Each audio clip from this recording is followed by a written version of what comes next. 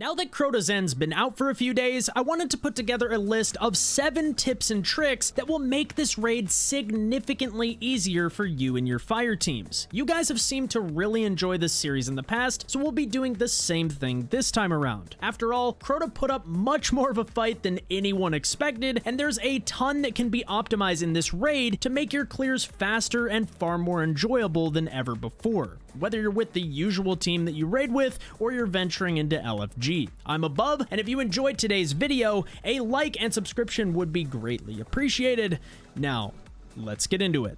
The first tip of today's video actually applies to every single encounter in Crota's End, and that is how to handle the Chalice of Light. This mechanic is simple on the surface, but is very easy to screw up if you're not paying attention. After all, the Enlightened bar takes a while to fill up, so it's easy to get distracted and forget to pass it off at the right time. So let's help you stay engaged with this mechanic. I always recommend calling out when you reach 75% progress, and when you reach 100%, simply say take it. Nothing fancy. This way you avoid any sort of confusion when passing the Chalice.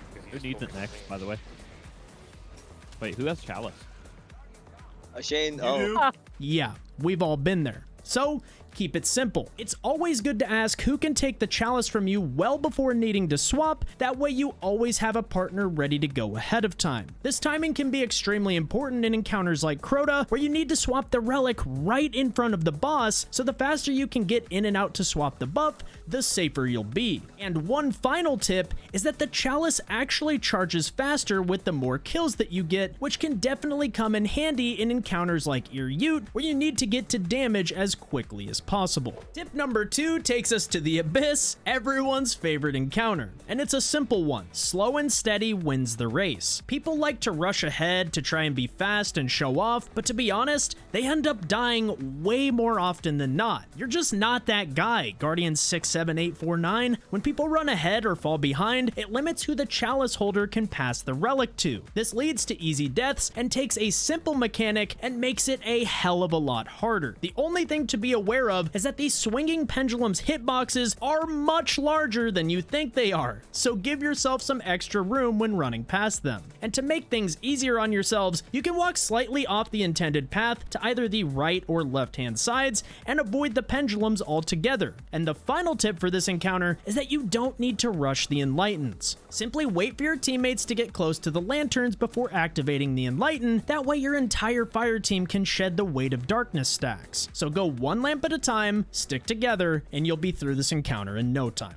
Tip number 3 takes us to the bridge encounter. I've seen more strategies for this than any other encounter in the raid, and most of them are incredibly confusing. So let me simplify this for you. We're going to enlighten 5 of the 6 players before we ever cross the bridge, and to do this, we'll need to split up and assign 2 people per plate. Player 1 will pick up the relic and become enlightened, then dunk their enlightenment on the center plate to begin building the bridge. We won't need to accelerate the speed of the build, as it's completely unnecessary for this strategy. Player 2 will then take the Chalice from player 1 and pass the relic off to players 3 and 4 once they've become enlightened. Player 4 will then pass the relic to players 5 and 6 on the opposite plate, and while this is happening, player 2 will locate the sword bearer and bring that sword back to the center plate to rejoin player 1. Once player 6 has been enlightened, they will then make their way to the center plate and pass the Chalice to player 1, who is the only one who's no longer enlightened, as they use their original buff to start building the bridge. And the timing works out perfectly here because the bridge will be fully built at this point without having to accelerate it whatsoever. As soon as player 6 gives up the Chalice, players 1 and 2 will head across the bridge and help each other defeat the first gatekeeper. We'll then dunk the Chalice on the other side, and you'll have plenty of time to do this before the Chalice timer kills you. We'll then leave the Chalice here until everyone has crossed the bridge, because at this point, we need just one other person to make it across before we can take the bridge building over from the team on the other side. This prevents the bridge from ever deconstructing and limits the amount of time each team has to hold aside with just 3 people. In fact, the other team can then jump off the plates entirely and head up the stairs to clear adds from the high ground, then travel one by one across the bridge. Once all 6 players have crossed, you can step off the plates for good, and the rest is easy peasy.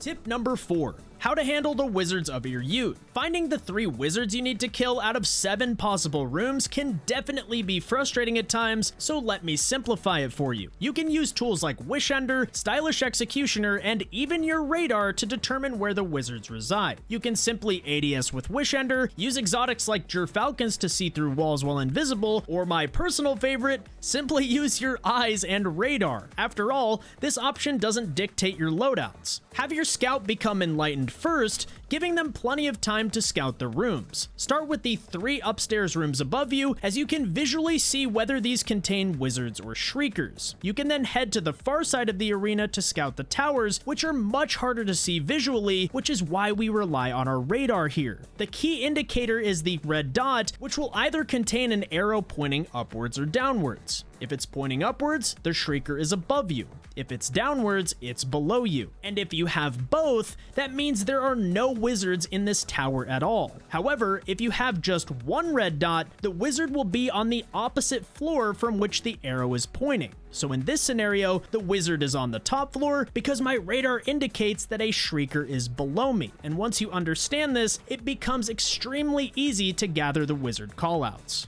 For tip number 5, we're staying in the Ir Yut encounter, and this one's all about maximizing the damage phase. Once you have the wizard callouts, you can actually enter the rooms early and get the wizards weak while you wait for your teammates to become enlightened. Just make sure you don't kill it, as it will start the damage phase prematurely if you do. So simply get the wizards weak, 3-peek using emotes to hide from the wizard while you wait for your teammates, and when ready, you can finish them off and instantly head to damage. This will maximize the 45-second Dark Liturgy DPS timer and make it significantly easier for your group to secure that crispy 1 phase. Tip number 6, how to train your Crota. Once your team's ready for damage, have everyone head back to spawn and break line of sight from the boss. This forces Crota's AI to sprint towards you, which makes it very easy to set up for the shield break. This puts you out of range from the Boomer Knights and gives you a large open space to DPS from, which is nice considering how much Crota moves around during damage. Simply give a 3-2-1 countdown and have your 2 sword bearers, the tractor user, and a well sprint towards the boss. Well will keep you safe, while tractor maximizes the relic damage, which allows for an easy 2-sword break. The optimal relic rotation will start with a heavy attack and immediately will be followed up by the relic super. This animation cancels the heavy attack, giving you extra time to perform 2 additional light attacks to secure the 2-sword. And just like that, the shield is broken and Crota is now damageable. And speaking of damage, swords go hard for DPS here, as they intrinsically deal 15% more damage against Crota. So bust out those falling guillotines from the vault and start cooking.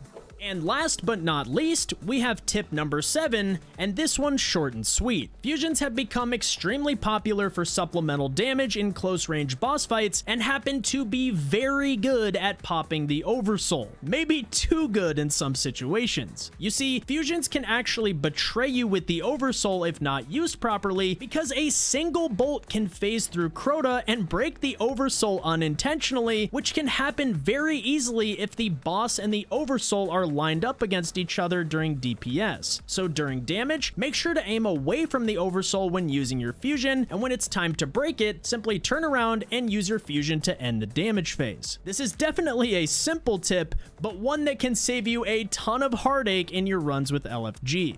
Well guys, that's gonna do it for the video. If you enjoyed and found these tips useful, a like and subscription would be greatly appreciated. Feel free to leave any additional tips and tricks down in the comments, and let me know what you guys think of the Crota revamp down below. Anyways, that's it from me. Thank you so much for watching, and I'll catch you next time.